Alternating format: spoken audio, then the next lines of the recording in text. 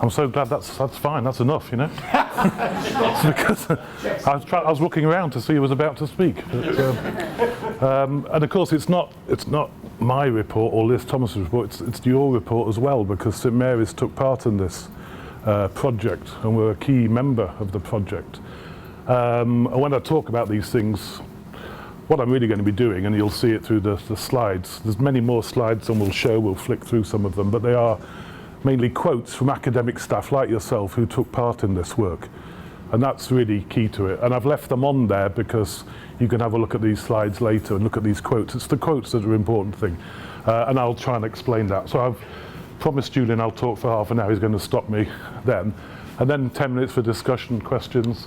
And I've put it down as a whole institution approach question mark, because we blithely use this term, whole institution approach, and what does it really mean? So we're going to look at that, and I hope I can be slightly provocative. But it just reminded me that 2001 I started work at Kingston University, and I found this newsletter from 2003 which talks about, I think it was one of the first events that we ran in partnership with St Mary's and Roehampton. We got money from HEFC, and I think put this part of South West London on the map in terms of higher education. And that was the work I was doing. I was seconded for 3 years to do that, came here, met with people like Dick Fisher, Kevin Germain, did a partnership work with people at Roehampton, and that turned into the London South Aim Higher Partnership, which is still continuing, your work in Hounslow and all over, and the Lifelong Learning Network, which I managed, and I think that was part of your bid for university status, etc., etc. So there is a history of partnership, at least with me. I'm not at Kingston anymore, and St Mary's. And the reason I put it up wasn't just for sentimental purposes, but it was also because I think today we're trying to explore the partnership between academic staff, professional staff, and the centre of the institution, okay? And that's what we did for 4 years with the What Works stuff. So, the person who really led the report, Liz Thomas, talks about excellent student outcomes for all who achieve through inclusive learning and teaching. That's really, it's at the heart of it all, which puts academic experience at the heart of improving retention. And that it requires a whole institution to work together and should be underpinned by evidence. That's the kind of the main message I'm giving today. But what does it mean by a whole institution working together? Well, it means trust and partnership, and there will be tensions. And we saw loads of tensions between the different universities, between disciplines and the centre, and policy and strategy. And I noticed you've got a personal tutor strategy which was launched. So I'd be interested to see how that went this year, because if it's anything like the experience we had of working with 13 universities, those aren't easy to do, and it may be the nuanced after a year's experience. You may wish to kind of revisit how that's implemented in your in the way that we've been talking about it here. This is where I come from now, that students belong to their discipline. They grapple with discipline concepts, they value meaningful conversations with staff, discipline staff, and all of these are implications who has to lead and implement and evaluate the improvements in the academic experience. So I'm coming from the camp which say it's about the academic experience, it's about the people in discipline, it's about yourselves. You're the people who are key to this, and it's how the institution supports you. Yes, well that's 2 minutes in, but that's the main message I wanted to give, and it was backed up a lot by the evidence from this What Works work. So why have I got this down here? Well, I was Director of Academic Development at Kingston for a number of years, and I left there, and now I work at London School of Hygiene, Tropical Medicine, working with academic staff there, and with GSM London, alternative provider. So probably in London you couldn't get more two different institutions, but the message is they grapple with the same issues that you're grappling with, and we all are. These were the two reports which were alluded to. This is the final report that just came out in April. This was the one from the phase 1 of the What Works programme. They're all online. There's a shortened version But there's a much larger, nearly 200-page document which contains a lot of detail from case studies from academic staff. And that would be interesting, I think, for you to have a look through. If you're trying to engage with staff and students and try and show them evidence, that's what I think we've tried to produce here. We've tried to produce a body of evidence that you can use. That's just a very quick thing. That was the history. Do you remember the Audit Office in 2008 raised the issue about retention? Paul Hamlin Foundation then funded a project for 3 years, and then a phase 2 of the project, and this was the one I was involved with, 13 universities including St Mary's, 3 discipline teams at St Mary's, drama, business and sports science. And for 4 years we worked with those institutions on looking at interventions that would improve retention and success. And what was my role was to work alongside the institution. So I'd come to St Mary's, work with them. We had change program, we had residentials, we had workshops. But I also had another role, which was to kind of gather evidence of what they were doing and how they were working and testing it out with them. So it was a nice role. It was just a few days a year. But it was a nice role because I could work alongside people as well as taking note of what they were doing. And it was, for me, it was important because it was about the real life challenges of discipline teams.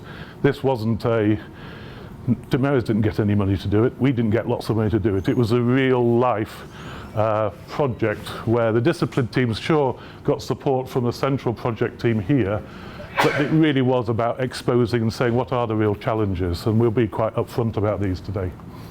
So it's interesting work.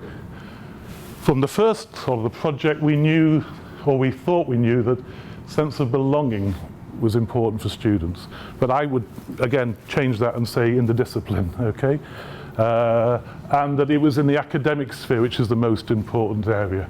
And it's about learning and teaching.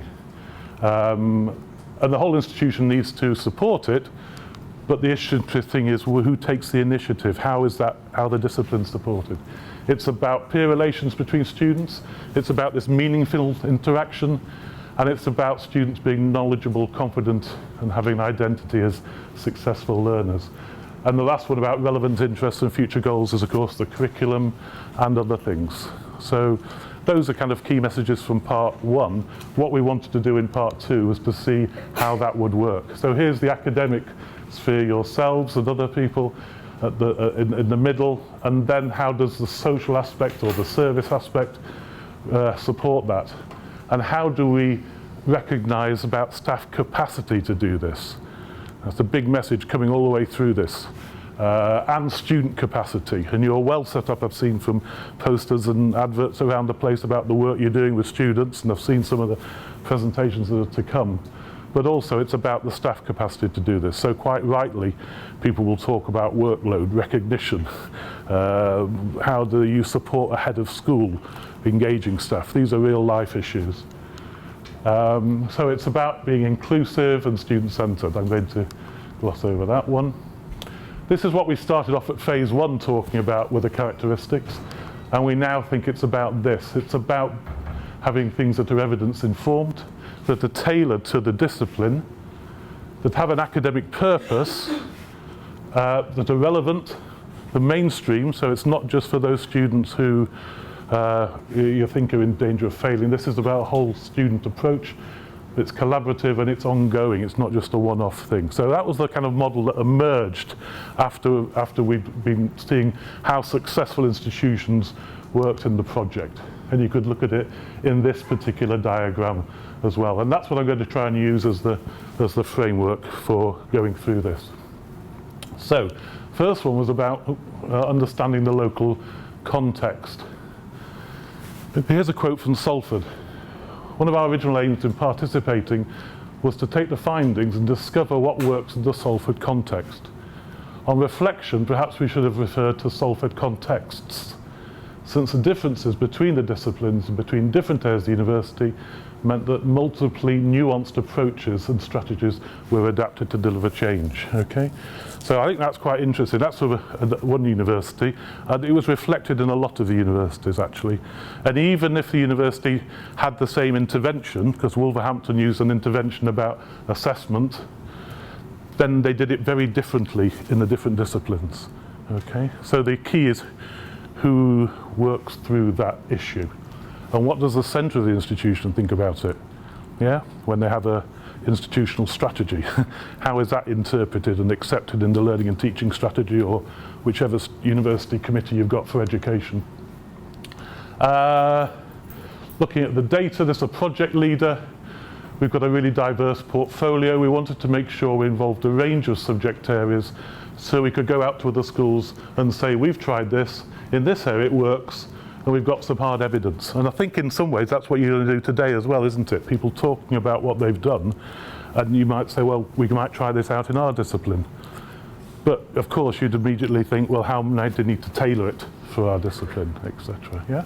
So what you're doing today is part of this, but there must be loads of other things that are part of it. I'm just going to give one more quote about this context thing. This was at Ulster, where in the built environment, they talked about they had high attrition rates, and they thought it was to do with having large numbers of students in the first year of study who came together in shared modules. So this was, they recognised this was the issue for them, yes? So it can be a structural issue, it can be a curriculum issue. So they had to think about how would they create a strong programme identity and a sense of belonging. It wasn't there at the moment, it had poor student engagement. They had to work on the structure of the curriculum. Leave that one.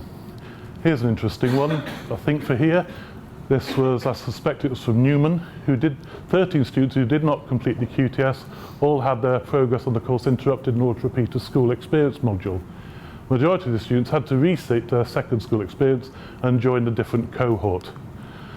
And within this group, then you've looked at the statistics, most were mature, were male, non-traditional level 3 qualifications, interviews with them, a lack of self-confidence to meet the demands of the role, and expressed the opinion they had not enjoyed returning to a new or different group. So you could see that that discipline had looked at the data, but had also then talked with students, must have been staff meetings, all that type of thing, and that's what they'd come out with. It was there, so their context is very different to other places within Newman, etc. Yeah?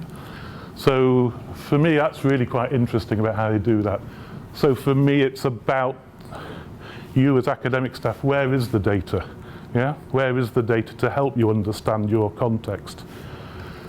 Is it accurate? Well, I don't want to open that one yet. We can do that in 20 minutes. But do staff believe it? Interesting one, yes? And do you have your own data which you compare with the MIS data? Yeah? Who has access to it? How is it analysed? Can it be understood? Is it up to date, relevant? How could it be used with this qualitative analysis? Every university on this project grappled with this. Every university grappled with it, and some of them had institutional changes to make it better. Other ones still struggled and struggled and struggled with it. So I just think it's a really interesting issue that you might want to talk about. I noticed in your personal tutor strategy it talks about a dashboard. Be interested to see if that works. Yes. So there we go. Next one's about evidence informed. So we know one of the interesting things was you're in your discipline, you're all researchers in your discipline. But in terms of pedagogy, we did find at the beginning of the project that some of the interventions that the staff were doing weren't actually informed by evidence. They just were informed by their kind of gut feeling, oh, this might work. Yeah? So what came out quite strongly in the first year was to work with staff and see, is it evidence informed what you're doing in terms of your intervention? And we certainly found the ones that were most effective were the ones that were heavily evidence informed. So interventions more effective if they address both the issues of concern, research informed, drawing on national and local evidence. Okay, so if we show a couple of examples of that. At Wolverhampton, they'd done quite a lot of research. Remember Glynis Cousins talking about student assessments and disparities in student attainment project. It was a big project which they did, and they drew on that research. And that was the basis behind the intervention that they worked with. It was about students spent time unpacking the assignment. So that was their intervention, and the students then worked on that at the university, building on the research that they'd done. I think that gave the people who were implementing it in art, in law, and in other disciplines more confidence that there was something behind this, yes? And it was easier for heads of school or program leaders to convince staff to have a go at this, yes? But it was still tailored. It was still tailored to the discipline. Okay. Ulster, interventions chosen within each discipline work well in that discipline, but it's evident that one size does not fit all, and future implementation needs to take account of disciplinary differences. So Ulster, they had 7 discipline teams working on this, and they all worked through that in terms of differences. Right, here's an interesting one, I hope.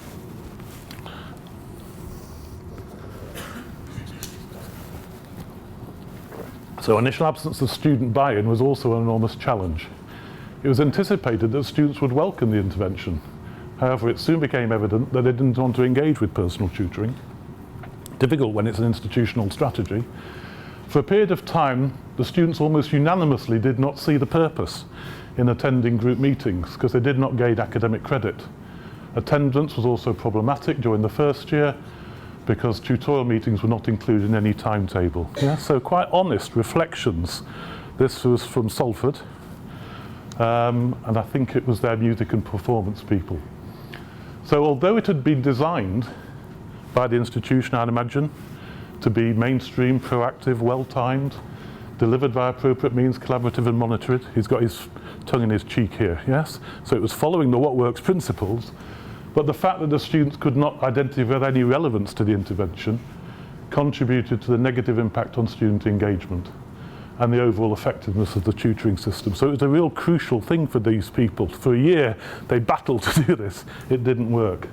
So clearly they had to change it. And based on feedback, they made it more relevant and more positive in terms of staff and students' attitude. And there were fewer complaints, etc. And what they did was that the frequency was reviewed since it became apparent that one size fits all was not appropriate across all year groups. So they varied it from that. Flex was introduced to enable meetings to take place on smaller group or one-to-one basis to meet the needs of the discipline, acknowledging that studio performance and theory requires different approaches to personal tutoring than another aspect of the area. This reflected an increased understanding that the format of the personal tutor sessions do not have to be standardized, but should in fact follow a dynamic pattern of theming in concert with the academic year. So I took from that, and when we talked with the people at Salford, they had a really kind of crucial meeting where they had to really work through this, yes, and go back to the institution and say this is what we want to do. So I think there's some interesting kind of evidence there about how people work on it. So the implications for me with this stuff is, in an institution, is engagement with pedagogic research encouraged? Is it valued? Is it recognised? I put LSHTM just to remind me, because these days I need to put kind of clues in to remind myself. So London School of Hygiene, which has probably got they're all world experts in evaluation, but they don't do any pedagogic evaluation at all, yes? None. I've been there for 2.5 years, I've seen none, yes? So that's not to say they should be doing, but what I'm just saying, I'm being honest, yes? And I think you need to look at the institution and say, how is that encouraged? Where is the internal and external evidence to support the interventions that have been designed? So when someone designs a, I don't know, personal tutor scheme or assessment fee, where is the evidence that that's being drawn on? Where are the discipline pedagogic journals? I think we're seeing a rise in those journals as people do their senior fellowship, principal fellowships, and look for somewhere to publish these things. That might be a useful thing to think about. Are there any resource implications for doing this? And that may be about workload. And is there a tension between a policy and a discipline-led intervention? What are the implications? That, I just raised that, I just read the policy, but I don't know, I haven't got any insight as to what it is, but I'd imagine that there'll always be some, not tension's probably too strong a word, but there'll always be some kind of relationship between how the discipline implements an institutional policy. Okay. So the next one, we're okay for time, June? is about institutional context. And that was quite clear that it was about leadership in the institution. But leadership doesn't mean just the top people in terms of the Vice-Chancellor, etc. It's also the people who are leading programme teams, module leaders, heads of school. So it was about that. It was about institutional policies.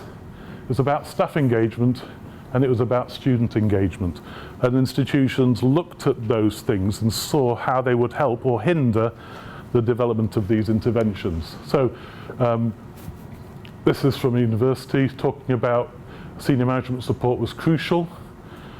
Because those people needed to advocate the benefits of the programme and encourage people to listen. That was one institution did that. That was Wolverhampton. Talking about associate deans or principal lecturers acting as champions for the programme. They not only indicated the benefits, but they provided it with a voice within the faculty. And you know that. I mean, it's not unusual, but there are times when you'll want to change something and you'll come up against lots of different tensions. So who helps you do that if you're a head of school or a programme leader? And that was what we just raised, and institutions had to face up to that.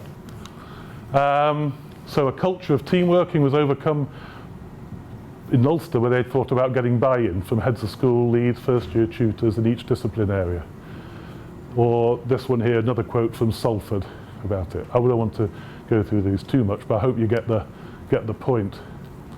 Then there are issues about alignment of institutional policies and practices.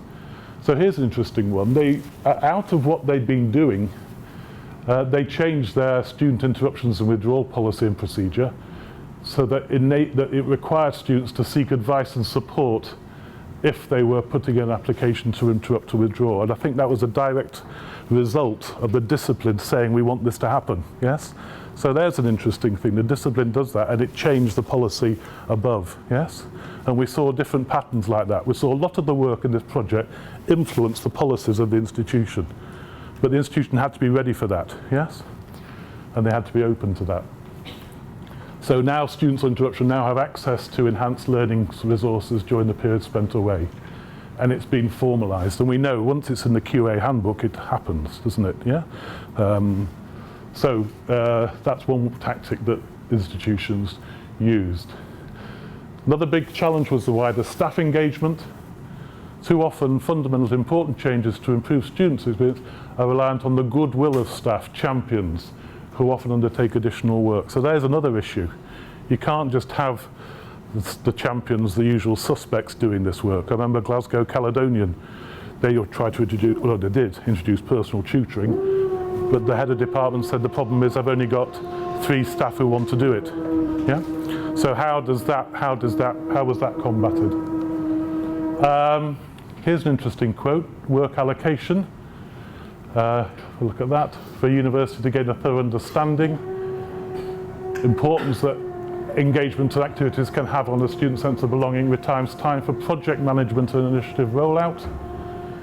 And the quote continues, to set in motion practices that require information systems to work in different ways, there's a requirement for additional time for professional services and commitment for financial resources. So that was a quote from St Mary's in one of their things, but it was echoed by all the universities. And we had one workshop, one away day, somewhere in the Midlands, where people raised that. And actually they compared their allocation models across universities. And half of them went back with a list of demands from the managers of the institution. And that did change things, yes? So it's worth talking about that quite openly. Staff development support was important. So here's an interesting example, but you'll have them as well. I'm just plucking one out. This is South Wales, where they have a programme of student-led staff development. A panel of 5 students who considered dropping out. Why they were thinking of dropping out, they turned to the audience and said, can you just debate for 5 minutes in your little groups, what would you have done if you've heard this from a student? And there were loads of little examples of this, but it was usually discipline-led, these things. It was always about the discipline knowing the best way to engage students. Birmingham City have now an MEd to do, I suppose it's Julie, it follows on from the PG of course, and they'll offer a master's level module around this type of thing.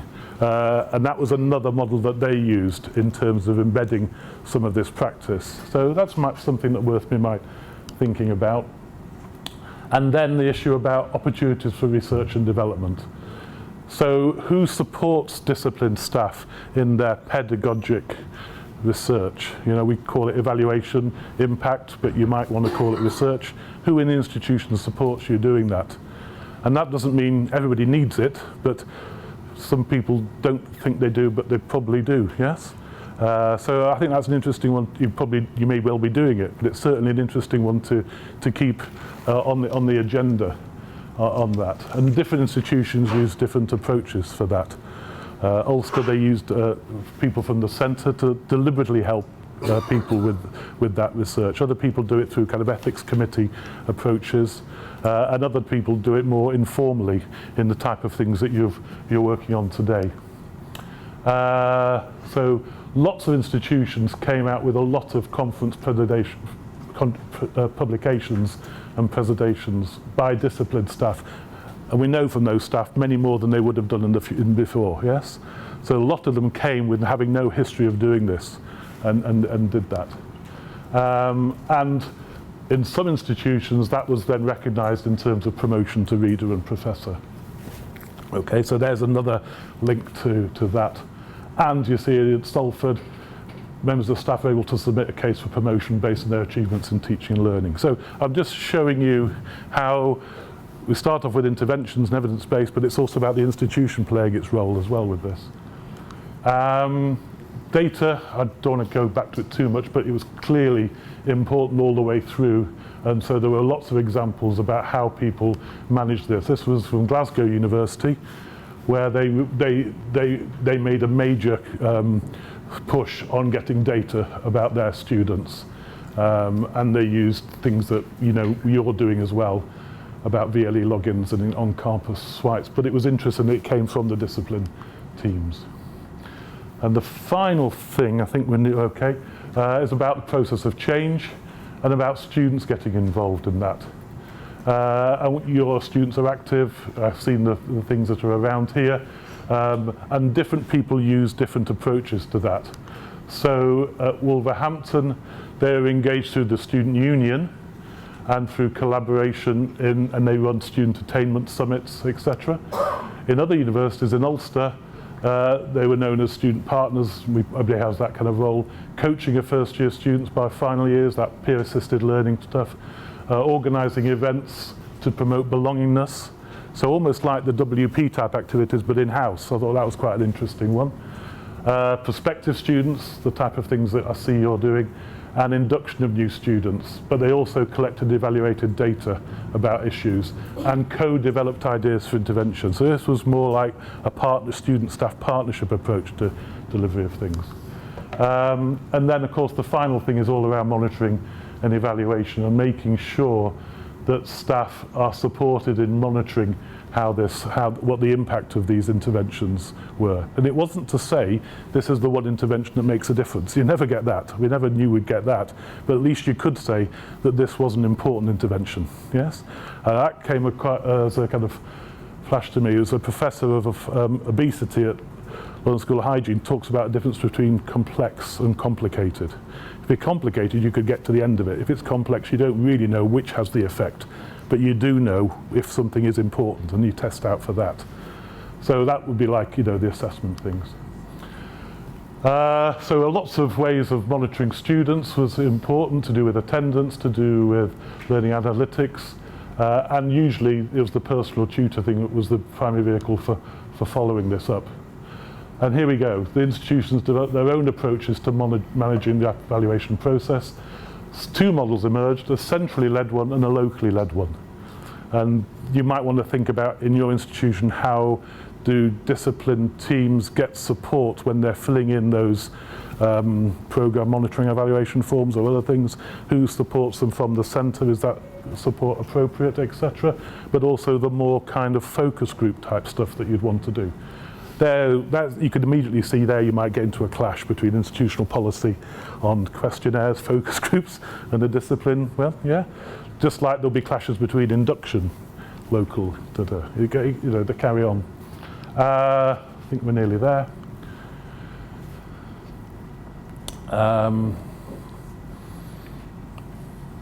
Yeah, it's fine.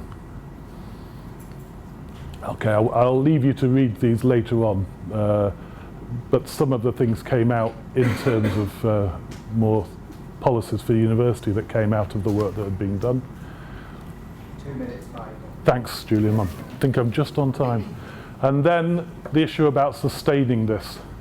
And if we looked at examples here from South Wales, what was innovative practice as part of the project has become normal practice and is informing the development of institutions' new student experience strategy. So there was an example where the university built into the idea of these disciplined teams trying things out and then using their experience to inform the institutional strategy. That's quite an interesting approach and often different to what usually happens. But we have to note that there's a less positive side. Staff members can have additional demands placed on them. So in future, we would give careful consideration to the wider aspects of the work, including the impact on individuals, and plan in the potential for change and development at the beginning, clearly defining any CPD requirements as part of an ongoing action plan. So if you're going to be expecting staff to do this, how are you supporting them doing it? Yes? And are you giving them time, recognition to do this? It could be in the role, or it could be as a specific push for an enhancement for a year. I don't know, but it certainly needed to be addressed, because otherwise you just end up with the people who want to doing it, it's not sustainable. So you could think that we might have gone through something which was, you know, we used to fix students up with interventions, and we all did that. Then we looked in the first phase of what works about what might be an intervention that works, and we got those principles. And now I think we're on to this third stage, which is, although it's whole institution approach, is really probably about the whole institution supporting the disciplines in doing it. Thank you.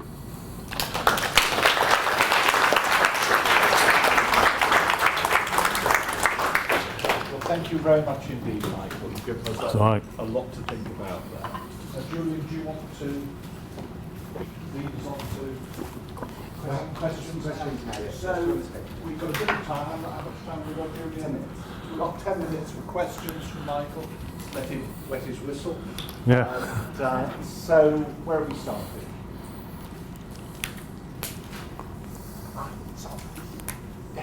This might be a question not for you more than Michael. St Mary's has been saying it's absolutely great that we got a silver in the TEF. Well, I mean, I read in, that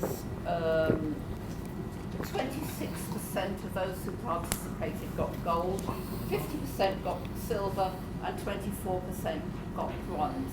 So how great is it? It sounds more to me that it's more like an average mark. You know, 50% got silver. Better than getting a bronze. Yeah. So, and that's why our next ambition is gold. So, no, we're certainly not resting with silver, but I would much rather have bronze and be, what's it now, fourth in London. Sorry, get a silver and have be fourth in London and a bronze and ninth in London. So, given the choice. And it's a very interesting point, and I think a lot of what Michael had to say here is relevant to this. There really is a London effect. If you look, you compare the London experience with Birmingham, Liverpool, the West Midlands, you see an entirely different thing. There's only one London university got gold, which is really interesting.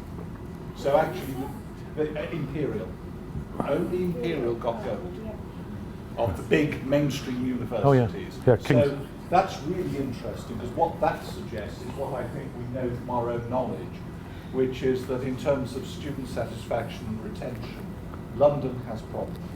You compare that with the West Midlands, you compare it with Liverpool, you compare it with the Bristol area, there's plenty of gold around there. London only one gold, so I think you have to see our silver in the TEF in that context of a really challenging environment. And we can now see, of course, why the director of the LSE was so against the TEF. So, yeah, if it's a choice between being where the LSE is in the TEF and where St Mary's is, I'll settle for that. Okay, thanks, Simon. Now then, we've got one up there. Hi. Can I just bring it back to what works? Do please. And it was interesting what you were saying about kind of organisational sustainability. Yeah. I was involved in the second phase of what works. One of the issues I think maybe we've had at this university is that most of the people who were involved have either left, Yeah. been moved on, Yeah. taken other things, or been given other priorities. Yes. Yes. And sustaining that Yes. kind of impetus has been very difficult. Yes. We don't talk about it anymore. I don't know where it sits now. Yeah. Yeah. The lessons learned seem to have dispersed. Yeah. Yeah. I wondered, looking at other institutions Yeah. that you've been involved in, Yeah. how they've managed to keep that going. And Yeah. not so much for this maybe, but for lessons for the future for other Yeah. projects. Because I Yeah. think we get very excited when we get involved in these projects Yeah. and everyone's very pleased with Yeah. themselves. Yeah. And then we just move on to something else. Yeah. And Yeah. Yeah. No, that's a good, fair point. Well, that's the reality, isn't it? And that's what, these are the kind of things to learn from it. So, the institutions that seem to get a lot out of this, and what I mean by that is that they seem to be able to change their practice, that the interventions made a difference, and they rolled them out to different disciplines. So if you use that as a measure, they were the ones that were the interventions were the most robust in terms of being evidence informed. Okay, so the Wolverhampton one springs to mind. A lot of the Ulster ones spring to mind. Secondly, that they took very carefully the issue about staff engagement. But probably the other bit was that it was absolutely aligned with institutional strategy.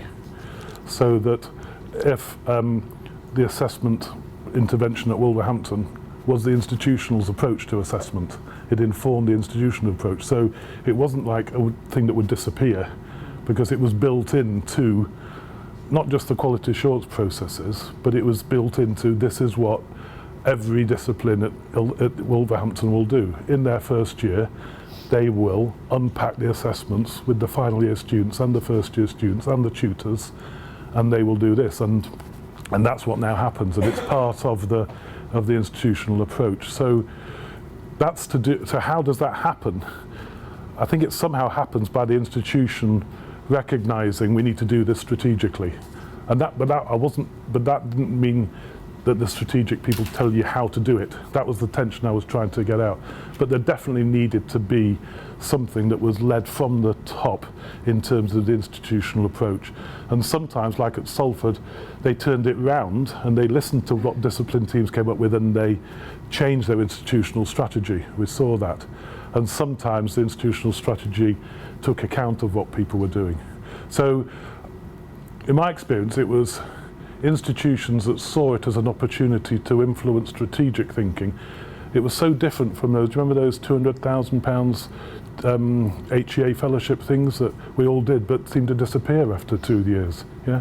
And no one, that was almost like an example, I think, really, that they were very nice and people got a lot of money to do it and people got bought out of stuff, but in some ways they were very artificial. This wasn't an artificial thing because people weren't given huge amounts of money to do it. So the institutions that benefited were the ones that really took a grasp of it and said, what are the lessons that we need to learn from this for the real life, which is what your point is. Can I just sort of a quick follow-up? Yeah. We did learn some things, and I'm not saying that nothing came out of it. No, no. because We did a lot of pre-entry work. Yeah, precisely. That Yeah. has continued and Yeah, has yeah. gone across disciplines. Mm. But I suppose what I'm talking about really is the impact of the whole project. So, you're looking at other lessons from other universities, and how much that is that still a thing? And are people still learning from that? Is Yeah, that really yeah. I mean, they are, and lots of people doing what I'm doing now and going around to institutions talk about it now. I think Liz Thomas and I thought, how would you do this within an institution? How would you do it with an institution? So I took the example of the place where I didn't used to want to mention, the GSM London Alternative Provider. I'd never thought I'd work there. But the reason I am aware is that 95% of the students from ethnic minorities, they're all home students, but so are the staff. It's very interesting. 7,000 students, so it's not small. So in that type of place, then at an away day, I would almost like the type of thing we were talking now, identify people in their programs. What are the threshold concepts at level 4 or 5 or 6 you're trying to get those students to grapple with? And what is it that you're doing in terms of your teaching methods and learning activities that relate to those at the moment? And How are students aware of those things, and unpack that. And so I'm using, like I did with the phase one actually, I'm using some of the key messages in terms of saying, well, this is what seemed to work, yes, but you need to interpret it differently. But I think you could do this at discipline level. You could do the what works at discipline level. You could do it at institutional level, but make sense of it. And I think there's a lot of case studies in that 180-page one, which I hope people would find relevant, because they're very honest. They're not, people haven't made claims at all. They've talked quite openly about their challenges. But you're right, you need to look at the institution to say, could we have sustained it better? And if we had done that, what could we have done? And what was it that was not there? But that would be like any learning and teaching strategy you might have for 3 years. How is that being done? It's the same thing. It's not in some ways any different to what people try and do, just that we put a spotlight on it. Thank you very much.